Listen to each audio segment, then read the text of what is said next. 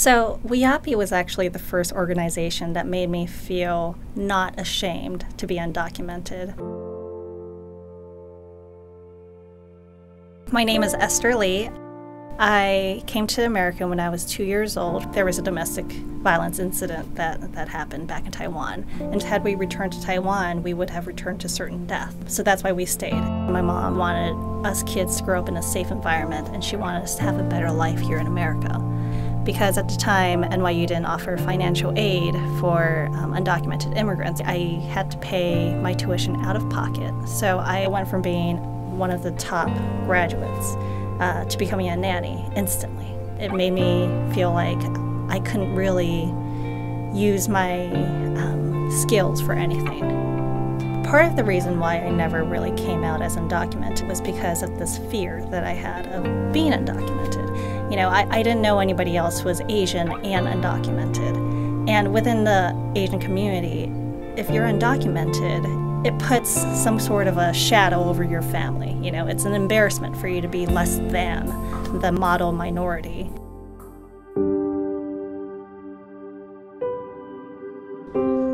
It makes no sense to expel talented young people who, for all intents and purposes, are Americans.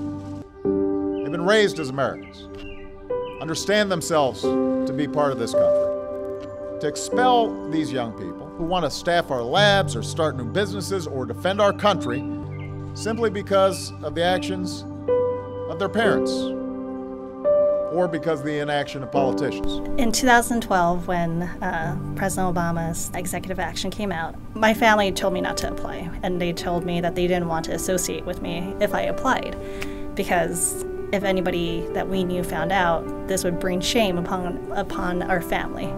This really affected me a lot. I love my family, but I also want a chance at a future where I can pay taxes, where I can have a stable life.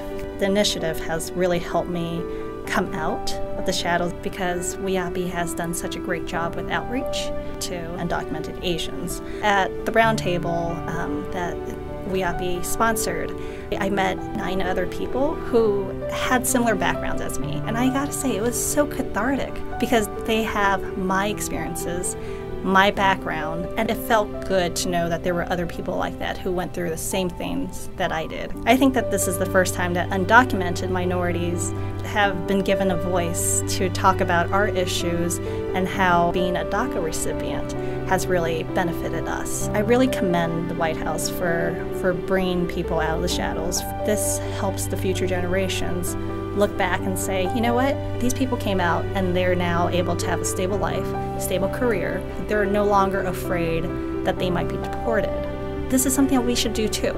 And you know, with this, I highly encourage other undocumented Asians to come out of the shadows to apply for the deferred status, because I feel like I'm living a dream with DACA. I've been provided with so much happiness and so much stability, which is the one thing I've always wanted ever since I was a kid. And now DACA has given that to me.